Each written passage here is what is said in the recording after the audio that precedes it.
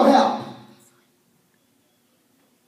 You said my true right hand. He didn't just say my right hand. He said my true right hand.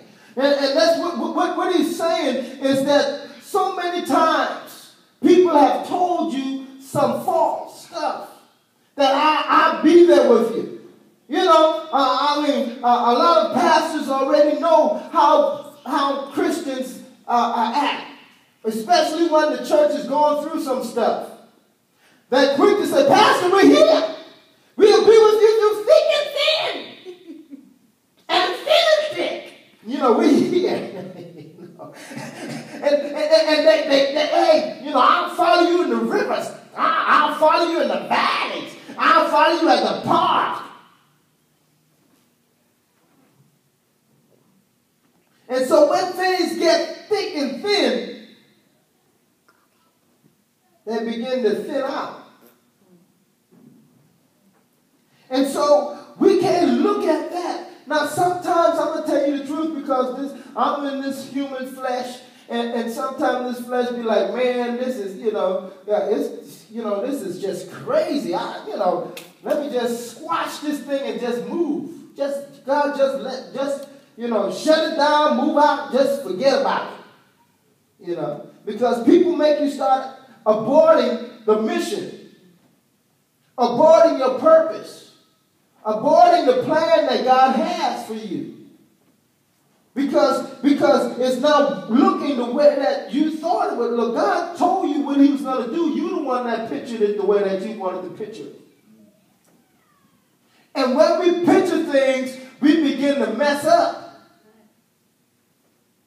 Because our picture don't look like God's picture. God didn't show us his picture. He just showed us a vision. He didn't tell us what we had to go through to get there. A lot of us thought we was going to ride in a Lincoln Town Car. Oh, we're going to just drive. I want a chauffeur to get me to that place that God has spoken about.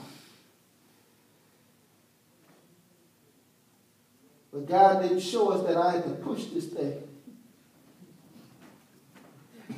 He didn't show me that I had to push this car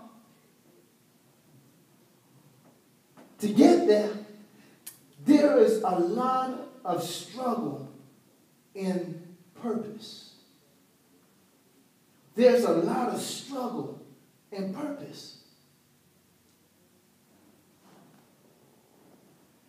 And sometimes we look at, the glamour of things. And how this is going to work out for me so great. And God is going to do great things.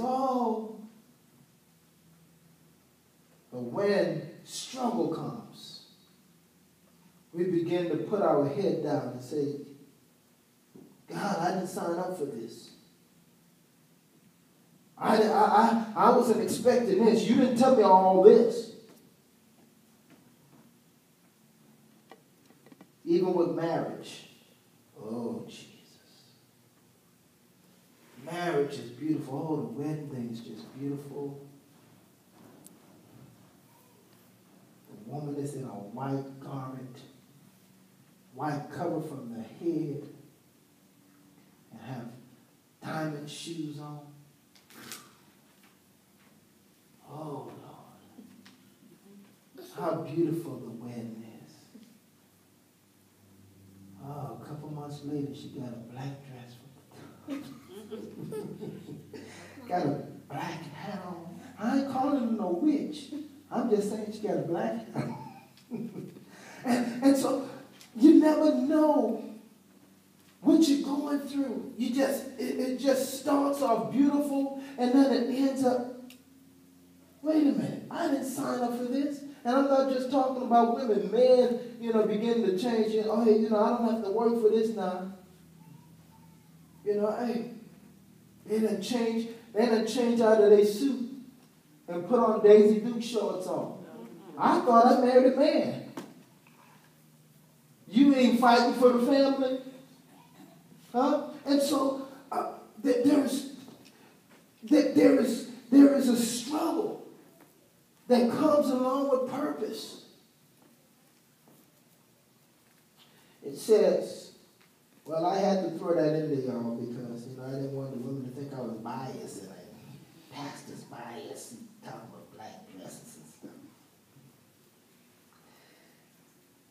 The 11th says,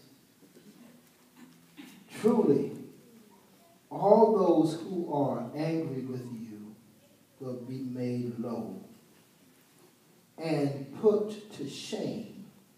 Those desiring to do you wrong will come to nothing and never again be seen. When we put our trust back in God, when we begin to trust God, this, I'm going to tell you straight up now. This took me for a loop. All this came at me at one time, that scared me. So,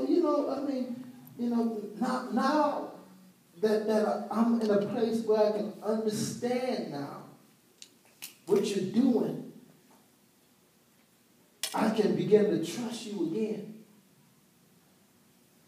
At one time it took me. The devil really had me. But now I understand what you're doing. You're working it out for my good. And God will say, those who are angry with you, all your enemies, will become low and put to shame. Those desiring to do you wrong will come to nothing and never again be seen. It is important for us, people of God, to understand this thing. That when God has his hands on your life, the enemy cannot do anything to destroy you. He can't do anything. He cannot do a thing to you. A lot of times we begin to look at stuff that's on the outside. That haven't even touched us. And we get all out of whack. Those that are around us, listen, I want to say this to you.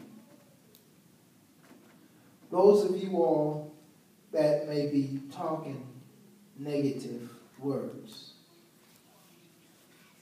about anybody, that's a spirit of witchcraft. Because there's life and death in the power of the tongue. And anytime you talk down on somebody, you become their enemy. We have to be careful that we're not being used by Satan to speak witchcraft or voodoo on someone else's life.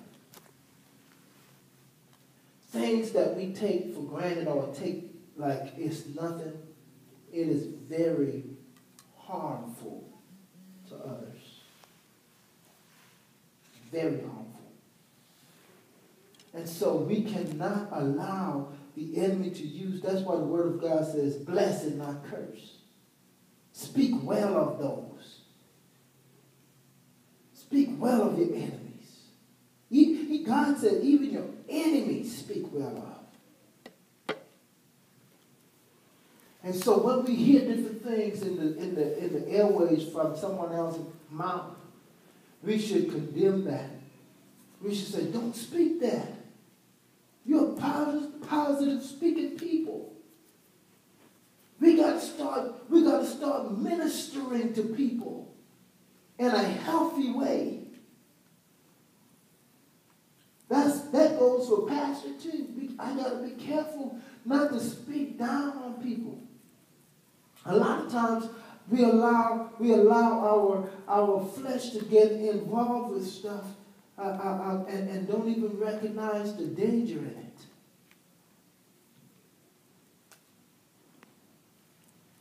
The word